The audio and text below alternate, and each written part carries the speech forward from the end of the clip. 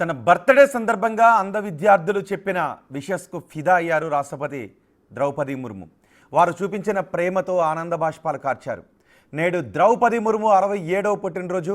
ప్రస్తుతం ఆమె డెహ్రాడూన్లో పర్యటిస్తున్నారు.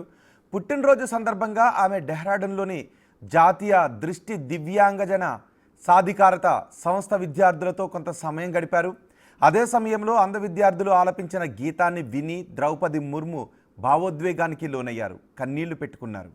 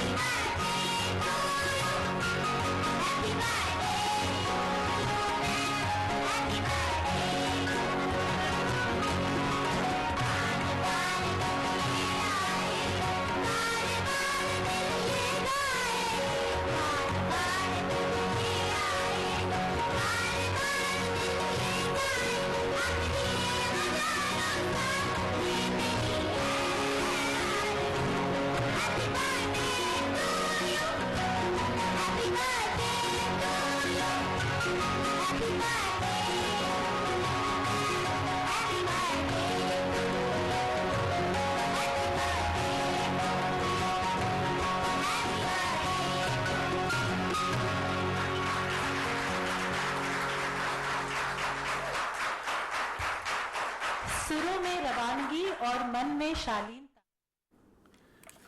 ఇది తన ప్రజా జీవితంలో అత్యంత హత్తుకునే క్షణాల్లో ఒకటన్నారు రాష్ట్రపతి ముర్ము.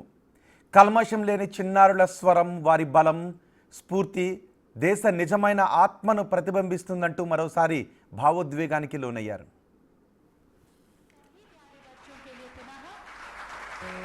और अब माननीय राष्ट्रपति जी के लिए हम सभी की ओर से जन्म दिवस की शुभेच्छा, शुभकामनाएं.